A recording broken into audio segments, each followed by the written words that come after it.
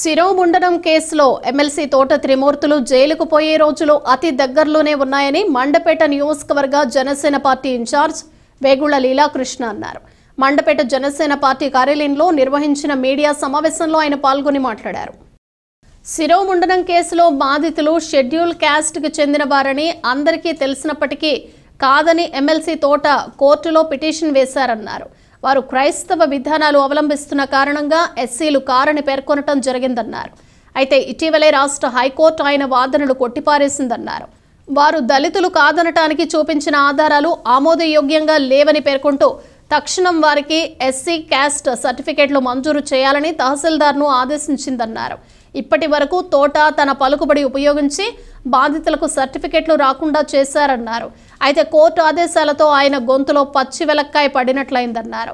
త్వరలోనే ఆయనకు కోర్టు శిక్ష విధించడం ఖాయమన్నారు.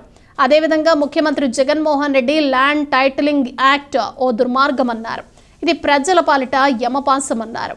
ఏదైనా ఒక స్థలాన్ని తమదని చెప్పి ఫిర్యాదు చేసిన అనంతరం 2 ఏళ్లలో ఎవరూ అభ్యంతరాలు తెలియచేయకపోతే ఇక ఆ స్థలం వారికే సొంతమవుతుందన్నారు. దీని శాసనసభలో తీసుకురాకుండా ప్రతిపక్షాల దృష్టిలో ఉంచకుండా దొడ్డిదారిలో ఆర్డినెన్స్ రూపంలో ప్రవేశపెట్టారన్నారు. ప్రజల ఆస్తులను కబ్జా చేసి దోచుకోవటానికి వైసీపీ ప్రభుత్వం ఈ చట్టాన్ని తీసుకువచ్చిందన్నారు.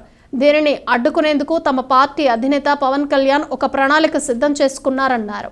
అది ప్రకటించిన వెంటనే టీడీపీ సహకారంతో నియోజకవర్గమంతా తాము నిరసనలు తెలియజేస్తామన్నారు. ఈ సమావేశంలో జనసేన పార్టీ నాయకులు నామాల చంద్రారావు, వల్లూరి సత్యప్రసాద్, కుంచే ప్రసాద్, ఎంపీటీసీ సభ్యులు గొల్లపల్లి అనురాధ తదితరులు పాల్గొన్నారు. ఇవన్నీ కూడా ప్రజలు గమనించి నీకు ఒక్కొక్కటి నీకు పాఠం పండింది. అలాగే ఈరోజు హైకోర్టులో ఇచ్చింది కూడా గత నెల 23వ తారీఖున ఇచ్చిన జడ్జిమెంట్ కూడా అదే. వాళ్ళకి వెంటనే ఎస్సీ సర్టిఫికెట్లు మంజూరు చేయమని జిల్లా కలెక్టర్ని ఆదేశించారు. తప్పకుండా బాబాసాహెబ్ అంబేద్కర్ గారి ఏదైతే రాజ్యాంగాన్ని ఇచ్చారో ఆ రాజ్యాంగం గౌరవించబడే రోజు త్వరలో ఉంది. తప్పకుండా అతను జైలుకు పోయే రోజు వస్తూ ఉంది.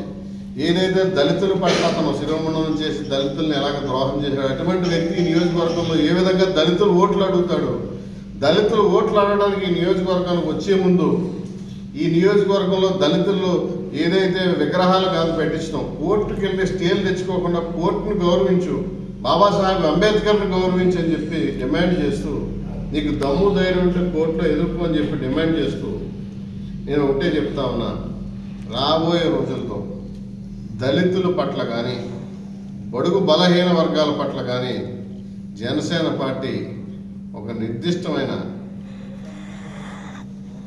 ప్రణాళిక రూపొందించుకోవడం ఉంది. వారందరికీ అండగా మెండపాటి నియోజకవర్గంలో కానివ్వండి, రామచంద్రపురం నియోజకవర్గంలో కానివ్వండి, అవసరమైతే రేపు పండగ తర్వాత ఈ దళితులందరితో కూడా ఈ తోట త్రిమూర్తులకు వ్యతిరేకంగా ఈ 2 నియోజకవర్గాల్లో కూడా ఒక సమావేశం ఏర్పాటు చేస్తాను.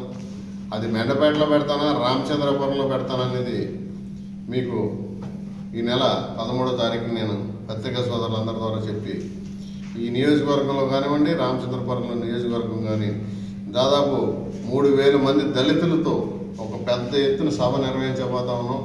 దళితులందరితో సమాయత్తపరిచి ఇటువంటి వ్యక్తులు రాజ్యాంగంలో సొసైటీలో ఉండకూడదని చెప్పి దాదాపు ఈ 2 నియోజకవర్గాల్లో కూడా దళితులందరితో కలిసి జనసేన పార్టీ తరఫున ఒక కార్యక్రమం రూపొందించి తోట త్రిమూర్తులు అనే వ్యక్తిని రాజకీయాల నుంచి పంపించేయడానికి ఒక కార్యక్రమం రూపొందించుకున్న జనసేన పార్టీ.